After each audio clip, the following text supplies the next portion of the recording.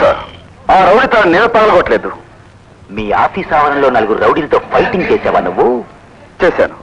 ఆ రౌడీ నన్ను కొట్టే ఉద్దేశంతో నా మీదకు దూసుకొచ్చాడు. నేను పక్కకు తప్పుకున్నాను. అతని తల స్తంభానికి తగిలింది, పగిలింది. దానికి నేనే కారణం. మా కంప్లైంట్ అలా రాలేదు. అతన్ని హత్య చేయాలనే ఉద్దేశంతో నువ్వే తల పగలగొట్టినట్టుగా వచ్చింది. కంప్లైంట్ వచ్చాక యాక్షన్ తీసుకోక తప్పదు నాకు. You are under arrest.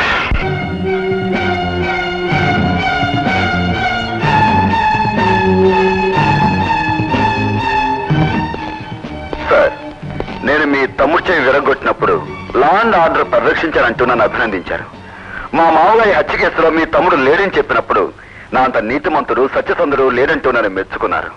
ఇప్పుడు నేను నిజంగా ఈ నేరం చేయలేదని చెబుతున్నా మీరు నన్ను అరెస్ట్ చేస్తున్నారంటే నా మీద వచ్చిన కంప్లైంట్ ఎంత బలమైందో నేను అర్థం చేసుకోగలను.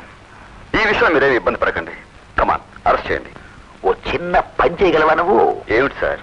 4 రౌడీలు నిన్ను సడన్ గా అటాక్ చేశారని, ఆత్మరక్షణ కోసం అందులో ఒకటి తల పగలగొట్టక తప్పలేదని చిన్న స్టేట్మెంట్ ఇవ్వగలవా?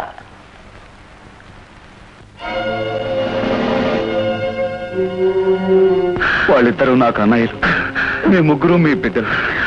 ఇక మీద ఎప్పుడు వాళ్ళకి ఎదురు తిరగనని, మీ ముగ్గురు కలిసే ఉంటామని మీ మీద ప్రమాణం చేసి చెప్తున్నాను.